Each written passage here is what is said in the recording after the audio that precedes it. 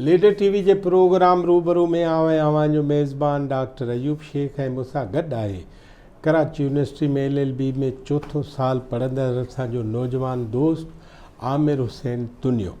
आमिर हुसैन तुनियो समेत अॼु पाण समूरनि नौजवान छोकिरनि ऐं छोकिरियुनि खे गुज़ारिश करियूं था त हू लीडर टीवी में जेका ॻाल्हि समूरनि माण्हुनि खे सिंध जे नौजवाननि खे सिंध जे समूरनि माण्हुनि खे ॿुधाइणु चाहिनि था उहे असांजे मंच ते अचनि।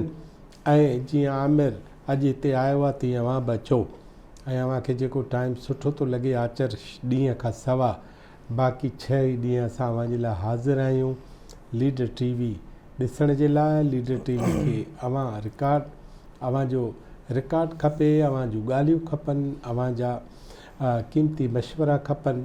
पर अॼु असां पंहिंजे नौजवान आमिर हुसैन तुनी सां ॻाल्हायूं था। आमिर अस्सलाम वालेकुम। वालेकुम सलाम साईं। वॾी महिरबानी ऐं तव्हां असांखे टाइम ॾिनो। मूंखे हिकिड़ी ॻाल्हि ॿुधाए त कराची यूनिवर्सिटी में LLB छो थो पढ़ी? साईं इहो असांखे पहिरियां त शुरूआति खां ॾिसणो पवंदो। बेसिकली मां पंहिंजी जेका तालीम आहे उहा लाड़काणे मां पहिरीं जमायत खां 10 जमायत ताईं द एजुकेटर स्कूल लाड़काणो, पोइ 11वीं 12वीं जमायत मां ज़ेबेस्ट लाड़काणे मां प्री इंजीनियरिंग मां कई। असुल में असां वटि मां शुरूआती इन पंहिंजी ज़ेबेस्ट लाड़काणो तॾहिं केरु संभालींदो? साईं फ़हीम सोलंकी साहब हाणे बि उते आहे सिटिंग आहे ऐं ट्रस्टी हो साईं अब्दुल रज़ाक सूमरो साहब। उहो हाणे त कराची आहे, तव्हांखे ख़बर हूंदी। ख़ैर पोइ मां शुरूआती पंहिंजी लाइफ खां या पंहिंजे एजुकेशन बैकग्राउंड खां थो कयां त असां जेॾी महिल तालीम था पिरायूं त वॾे में वॾो फ़ुक़दान जेको आहे कैरियर काउंसलिंग जो आहे। हिकु त तालीम जो बि आहे, तालीम ते त घणो ॻाल्हाए चुका आहियूं या घणो तक़रीबन हर कंहिंखे ख़बर आहे कहिड़ियूं कहिड़ियूं कोताहियूं असांजे निज़ाम में आहिनि। उन ते मां नथो अचां, मां सिर्फ़ु पाण ते थो अचां त असां वटि प्रॉब्लम वॾे में वॾो कैरियर काउंसलिंग जो बि आहे, जेको सुठे नमूने सां घणनि मकतब फ़िक्र माण्हुनि जी राय आहे त कैरियर काउंसलिंग 12वीं जमायत खां पोइ कई वञे, पर मुंहिंजी नज़र जे मुताबिक़ त 10वीं जमायत खां पोइ ई थियणु खपे। छाकाणि मुंहिंजो ख़्यालु आहे त माण्हू 9वीं 10वीं में अचे त ओॾी महिल कैरियर जे बारे में सोचणु शुरू करे। हा, त हुनखे गाइड मिलणु खपे उस्तादनि जे तरफ़ां या जिते जंहिं बि इदारा सरकारी आहे या प्राइवेट आहे, उहो उन्हनि जो फ़र्ज़ु थो थिए त शागिर्दनि खे जेके बि शयूं आहिनि उहे उन्हनि जे आॾो रखियूं वञनि। जेके अफ़सोस आहे न प्राइवेट इदारनि में मेजॉरिटी न गवर्नमेंट इदारनि में रखी थी वञे। पोइ छोकिरा कंफ्यूज़ थी करे के पोइ दोस्तनि जे करे या समटाइम्स फैमिली मेम्बर्स जे करे उन्हनि जी सलाह जे करे पोइ चूज़ था कनि मेडिकल के था इंजीनियरिंग के कंप्यूटर साइंस बि वॾनि किन इदारनि में आहे, मेजॉरिटी में त उहा बि कोन्हे, कॉमर्स आहे 3 आहिनि। पोइ ओॾे हलिया था वञनि। ओॾे वञण खां बाद में जॾहिं 2 साल फस्ट ईयर इंटर जा गुज़ारंदा वरी प्रॉब्लम थो अचे त बाबा हाणे डिग्री कहिड़ी कजे। हिते असांजो शागिर्द ॾाढो कंफ्यूज़ थो थी वञे त हाणे असां डिग्री कहिड़ी कयूं। त ईअं ई मां बि जीअं इंटर क्लियर कई त मां एंट्री टेस्ट ॾिनी NED यूनिवर्सिटी में। अलहमदिल्ला उन मां मूंखे तक़रीबन मेजर डिपार्टमेंट्स जेके बि हुया मूं अपीयर थियुमि, पर मुंहिंजो जेको शौक़ु हुयो शुरू खां वठी त मां चयुमि त मां लॉ खे परसू कयां। पोइ हुते छो ॾिनई एंट्री टेस्ट इन लाइ ॾिनी त first year inter pre engineering में कई ज़ेबेस्ट में। चयुमि त हाणे प्री इंजीनियरिंग में आहे त पाण खे आज़माए त सही माण्हू करे जेको पढ़ियो आहे उहो आहे त। पर अलहमदिल्ला मां अपीयर थियुमि ऐं क्वालीफाई बि कयुमि। त हाणे सुवालु इहो थो पैदा थिए त जेके LLB आहे या जेके बि डिग्रियूं आहिनि ओवरऑल सोशल साइंसिस या ॿी शयूं, असां वटि जेका आहे अपग्रेडेशन ॾाढी तमामु अपग्रेडेशन जो फ़ुक़दान आहे। अपग्रेडेशन असां वटि आहे ई न जे बराबरि आहे। जेका शइ हलंदी थी अचे जीअं एम्पीरियलिज़म जीअं पुराणे दौर खां, उहा ई शइ अॼु ॾींहं ताईं फॉलो कंदा। जीअं ॿाहिरि मुल्कनि में हर साल खां साल चेंज थो थिए निज़ाम, हिते असां वटि चेंज नथो थिए। जेको किताबु 20 साल अवल शागिर्द पढ़ंदा हुआ यूनिवर्सिटी में, अॼु उहो ई किताबु पढ़नि था। तव्हां हिकिड़ी ॻाल्हि कई त कैरियर काउंसलिंग हुजे, सही। ॿी ॻाल्हि कई त हर साल निसाब खे अपडेट कजे। साल नथो थिए त घटि में घटि जेका नई बॉडी चूंडिजे थी 5 सालनि खां नई हुकूमत थी अचे, हर 5 साल ई थिए। साल बि पॉसिबल नथी थिए त 5 साल कयो, पर उहा बि थिए ई कोन थी। तव्हांखे उन खां अलावा टेक्नोलॉजी जो दौरु आहे, टेक्नोलॉजी ठीकु। वकालत ॾे तूं कीअं आहे? वकालत ॾे मां कोट कंदो आहियां हमेशह अब्दुल रज़ाक सूमरो साहब खे। उन्हनि जी ऑफिस में मां नंढाप में वालिद साहब सां गॾु वेंदो हुअमि त उतां ई मूंखे मोटिवेशन मिली हुई। ॿियो इब्राहिम लिंकन, ज़ुल्फ़कार अली भुट्टो, रसूल बख्श पली जो उन्हनि जा मां किताब पढ़िया हुया बचपन खां ई, त एडमायर कंदो हुअमि मां उन्हनि खे। त उहो मुंहिंजे आॾो हुयो त हे लॉ जेकी आहे उहा माण्हुनि खे रिलीफ थी प्रोवाइड करे। तव्हांजो वालिद साहब छा कंदा आहिनि? मुंहिंजो वालिद साहबु हॉस्पिटल सां रिलेटेड हुयो जेको 2013 में रिटायर थी वियो। माना उहो मेडिकल जे शोबे मेडिकल शोबे मां तव्हां वकालत खई मां वकालत कई ऐं कुझु माण्हुनि खां मुतासिर थियो, कुझु माण्हुनि खां। पोइ हाणे हिते छो आयो? कराची में मां इन जे करे आयुमि त हिते कुझु लाड़काणे खां बहितर आहे तालीम। अच्छा, जीअं इर्तिका चइजे। लाड़काणे में छो बहितर कोन्हे? बसि उनजा बि के कारण आहिनि। हिकु त उते प्लेटफॉर्म ई हिकिड़ो आहे बेनज़ीर लॉ कॉलेज, तव्हांखे ख़बर हूंदी। उहो सरकारी आहे? उहो सरकारी आहे, पब्लिक सरकारी फीस त सरकारी यूनिवर्सिटी में बि वठी थी वञे। उते उहो क्वालिटी ऑफ एजुकेशन आहे हिन लेवल जी न आहे। पोइ तव्हां हिते आयो क्वालिटी जे करे? क्वालिटी जे करे। ठीकु थियो, पोइ छा थियो? पढ़ियो हिते? पढ़ियासीं हिते। दाख़िला कीअं मिलियव? हिते मेरिट ते। मेरिट जी। अच्छा, माना तव्हां होशियारु आहियो, चई सघो था। चई सघो था। बिल्कुलु। ठीकु आहे। पोइ तव्हां दाख़िला वरिती। बिल्कुलु। पोइ हिते तालीम में फ़र्क़ु महसूसु थियो? फ़र्क़ु महसूसु थियो, पर मां वरी बि शागिर्दनि खे इहो ई चवंदुसि त मां हिते जीअं ई आयुमि, मां कराची यूनिवर्सिटी में पढ़ियुमि, उन सां गॾोगॾु ई हिते ट्रेंड हले पियो कराची में। हाणे बि यूट्यूब जो ॾाढो ट्रेंड पियो हले, त पोइ मां यूट्यूब जे थ्रू जेके बि दुनिया जूं टॉप जी यूनिवर्सिटीज़ आहिनि, मां कराची यूनिवर्सिटी मां बि बिल्कुलु माना क्लासिस त वठंदो हुउमि, पर उन सां गॾोगॾु मां ॿाहिरीं दुनिया जी बि एक्सप्लोरेशन सॼी हिते वेठे कई। जेके बि उते यूनिवर्सिटियूं हुयूं, ऑक्सफर्ड, हार्वर्ड, उन्हनि जा लेक्चर्स तव्हां वटि यूट्यूब ते पिया। लॉ सां रिलेटेड हिकिड़ी बॉडी आहे, छा अथसि नालो, ब्रिटिश लॉस जे नाले सां, उते डायरेक्ट लाइव हलंदा आहिनि जेके बैरिस्ट्री जा कोर्सिस हूंदा आहिनि ऑक्सफर्ड जा।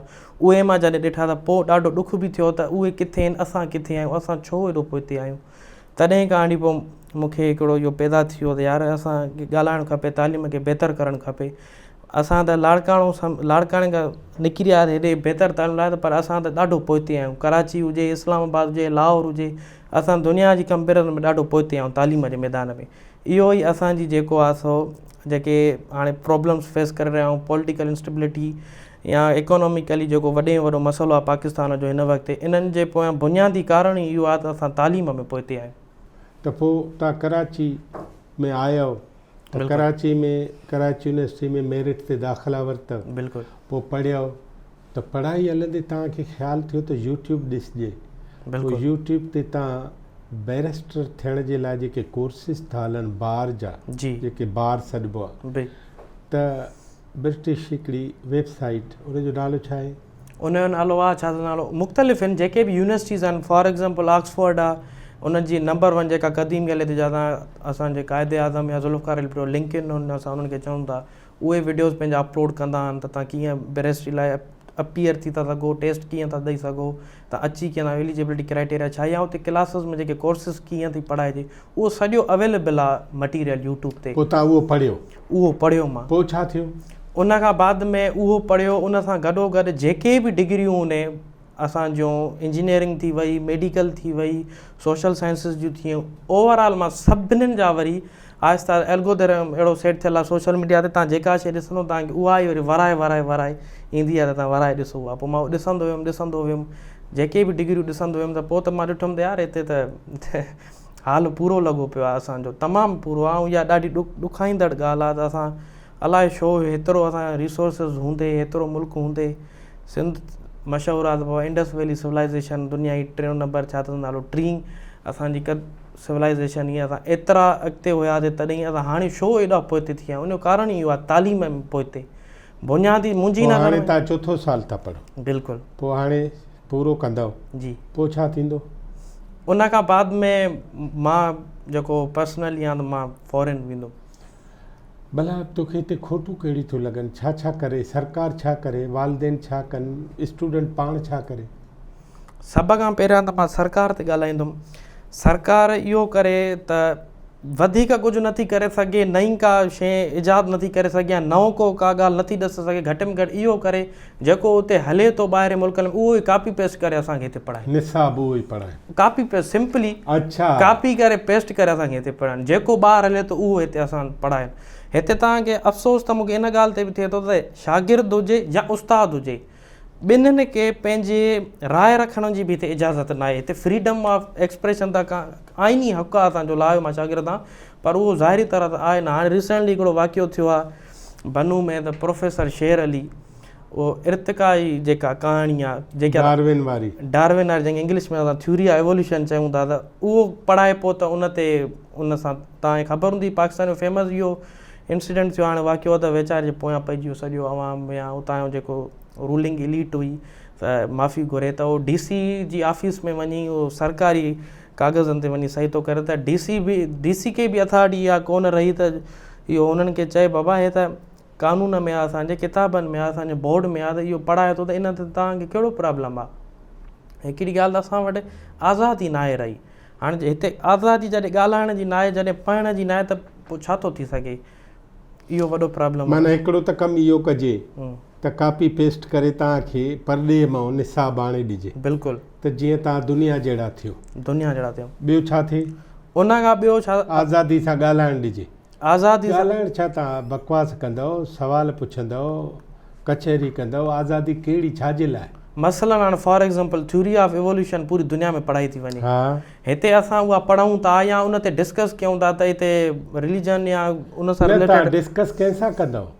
टीचर सां, टीचर सां, स्टूडेंट सां, क्लास में। तव्हांखे कोई अहिड़ो वाक़ियो आहे जो LLB पढ़ंदे कराची यूनिवर्सिटी में तव्हांखे कंहिं रोकियो हुजे त वाह छा तूं ॻाल्हाईं?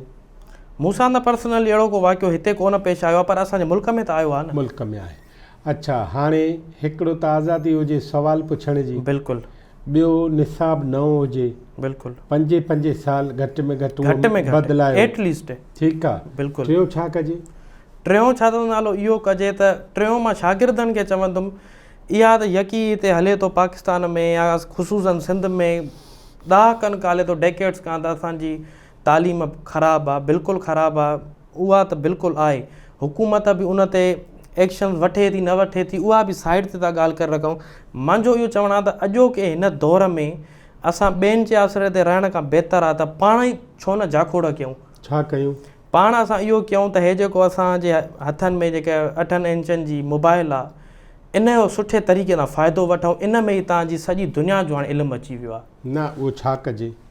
उन में इहो कजे त मुख़्तलिफ़ हाणे जेके असांजा बेरोज़गार छोकिरा वेठा आहिनि, पढ़िया लिखिया बेरोज़गार वेठा आहिनि, हाणे मुख़्तलिफ़ छा अथसि नालो वेबसाइट, जीअं कोर्सिया आहे वेबसाइट, या खान अकेडमी आहे, या मुख़्तलिफ़ गूगल वारनि जूं ख़ुदि आहिनि, उहे डिप्लोमा कोर्सिस था करनि। बिना पैसे उगाड़ी फिल्मूं छो न ॾिसां? हा, इहो प्रॉब्लम आहे। छो न ॾिसां? जवाबु ॾे। बिल्कुलु मुफ़्त में थियूं मिलनि। हा, इहो ई त मां इहो ई आहे न त असांखे टेक्नोलॉजी, मां जीअं अॻूणे चई वियुमि, असां वटि इहो बि तव्हां सही ॻाल्हि कई त असां दुनिया में पहिरें ते या ॿिए नंबर ते हमेशह फ्लो कंदा आहियूं त इन फोन इन वीडियोज़ ते, त असांखे इन्हनि शयुनि खां हटी करे, इन ॿिनि सभिनि शयुनि खां हटी करे इन खे सुठे नमूने यूटिलाइज़ कयो। माना तव्हां सम्झो था त क़ौम जे लाइ ज़रूरी आहे, बिल्कुलु, त इन 8 इंचनि जे मोबाइल फ़ोन खे तव्हां उगाड़नि फिल्मुनि ॾिसण बदिरां सुठे नमूने साइंस सम्झणु, मैथ सम्झणु, ॿिया सब्जेक्ट सम्झण लाइ हाणे अॼु त ख़ूबसूरती इहा आहे त चैट GPT इहो दौरु आहे। चैट GPT तव्हां यूज़ कयो, फ्री ऑफ कास्ट आहे, तव्हां जेको बि तव्हां पढ़ो था, कहिड़ी बि फील्ड में आहियो, तव्हां उते पंहिंजो टाइप कयो, जेको बि तव्हांजो सुवालु आहे तव्हां क्लियरिटी सां, ॼण को उस्ताद थो तव्हांखे टीच करे, जेको तव्हांखे जवाबु ॾिए, वरी उन खां वराए सुवालु कयो उन जवाब मां, त हिन खे तव्हां अञा वधीक ईज़ी लैंग्वेज, ईज़ी टर्म्स में मूंखे एक्सप्लेन कयो। चैट GPT ॿुधाए त स्पेल छा आहे? CHAT चैट GPT जो आर्टिफिशियल छा अथसि नालो, हब आहे। इन आर्टिफिशियल इंटेलिजेंस, मसनूई ज़हानत असां जंहिंखे सिंधीअ में चऊं था। गूगल ते तव्हां सिंपली लिखो चैट GPT, बसि गूगल ते उते सिंपल अकाउंट जा लॉगिन थींदो आहे, फेसबुक जो अकाउंट लॉगिन करे तव्हां जेको कमु आहे तव्हां उते करे सघो था, उन खां सुवाल पुछी सघो था, उते तव्हां उन खां इहो पुछी सघो था कोडिंग कीअं कजे। हाणे पहिरां सॉफ्टवेयर इंजीनियर ॿुधाईंदो त कोडिंग कीअं कजे, अॼु आम माण्हू बि सिखी थो सघे विदिन डेज़ त हाउ टू आई लर्न कोडिंग। माना सिंधी छोकिरो चैट GPT बिल्कुलु इहो बि सिखे, गूगल तो मिली उन ते सिखण जी ज़रूरत ई न आहे, उते बसि वञी टाइप करे जेको बि छा करे। ॿियो कोर्सिया हिकिड़ी वेबसाइट आहे, ठीकु आहे, COURESA कोर्सिया, उते तव्हां वञो, उहा गूगल ते या उते जस्ट तव्हां पंहिंजी तालीम मैट्रिक हुजे उन लाइ घटि में घटि या इंटर ताईं, उते तव्हां उहो फॉर्म फिल कयो, तव्हांखे पोइ जेको बि कोर्स खपे, मसलन आर्टिफिशियल इंटेलिजेंस में, साइबर सिक्योरिटी में, इंजीनियरिंग में, मेडिकल जा जेके शॉर्ट डिप्लोमा कोर्स ऑनलाइन ॾींदा आहिनि, 6 महीननि जा, तव्हां उहे सिखी करे उहा तव्हांखे university of Oxford, university of Cambridge, जेके ग़रीब नौजवान आहिनि जेके अंडर डेवलप कंट्रीज़ अफ्रीका जा आहिनि, असांजी एशिया जा, उन्हनि लाइ उहो वेस्टर्न यूनाइटेड नेशन्स वारनि इहो सोचियो आहे त उन्हनि खे घर वेठे असां डिग्रियूं ॾियूं, स्किल्स इहे ॾियूं त जीअं उहो जॉब अक्वायर करे सघनि असांजे ई मुल्कनि में अची करे, जा पंहिंजे मुल्कनि में जेके मल्टीनेशनल कंपनीज़। वेंदे वेंदे जेके तव्हां तालीमी इदारनि में था रहो उते यूनियनियूं कोन्हनि, बिल्कुलु उहे हुजणु खपनि या न? बिल्कुलु हुजणु खपनि। छा थींदो उन सां इहा ई अवेयरनेस वधंदी। अच्छा, बिल्कुलु। त असां मसलन कराची यूनिवर्सिटी में आहे त उते पीपल्स पार्टी त रूलिंग पार्टी आहे सिंध जी, उहा उते असांजे प्लेटफॉर्म आया करे उहा असांखे मतिलबु जीअं हूंदो आहे न, जा कंपनी ईंदी आहे इंश्योरेंस जी, जूबली लाइफ आहे या ई फ्यू आहे, वधीक को पैकेज ऑफर कंदो आहे, को वधीक ऑफर कंदो आहे, त पीपल्स पार्टी अचे बाबा असां तव्हांखे आर्टिफिशियल इंटेलिजेंस जा कोर्सिस मुफ़्त में सेखारींदा आहियूं, यूज़ मुफ़्त में। वरी होॾां नून लीग अचे, होॾां छा अथसि नालो जमायत इस्लामिया, ABC, असांजो कॉम्प्रेस जमायतूं, उहे बि अॼु जीअं असांजी सिंधी शागिर्द सथ तहरीक आहे, उहे छा अथसि नालो असांखे प्रोवाइड कनि, बाबा असां तव्हांखे हे शयूं ॾियूं था, तव्हां असांजी पार्टी में मुतहरिक थियो, त इन सां ॿिन्हिनि खे फ़ाइदो पवंदो, शागिर्दनि खे बि उन पार्टी वारनि खे बि फ़ाइदो पवंदो, त उन्हनि में अहिड़ा क़ाबिल नौजवान पैदा थींदा ऐं फ्यूडलिज़म मां जान छुटंदी। नाज़रीन, हीउ असांजो नौजवान आमिर हुसैन तुनियो साहिबु ऐं वकील खां सवाबु कुझु आहे। वेंदे वेंदे तव्हांखे हीअ ॻाल्हि ॿुधायां त पंहिंजो वक़्तु ओघड़ ते उघाड़प ते न विञायो, पंहिंजो वक़्तु मोबाइल फ़ोन मां बि सिखण ते विञायो। मोबाइल फ़ोन तव्हांजो उस्ताद बि थी सघे थी, तव्हांजो साथी बि थी सघे थो, ऐं हिन दुनिया में हिन हथ जे तिरीअ ते सारी की सारी दुनिया मेरी जेब में है, हाणे उहा हथ में अची वई आहे। इन करे पंहिंजो पाण खे अॻिते वधाइण लाइ ज़रूरी आहे त सिंध जा माण्हू, सिंधी माण्हू ऐं उन्हनि जो ख़ासि करे औलाद, छोकिरा तोड़े छोकिरियूं, उहे महिरबानी करे टेकनलाला जी ऐं पंहिंजो पाण सां ॻाल्हाइणु सिखनि। ईंदड़ हफ़्ते वरी आमिर सां पाण ॻाल्हाईंदासीं। असां सां गॾु रहिजो।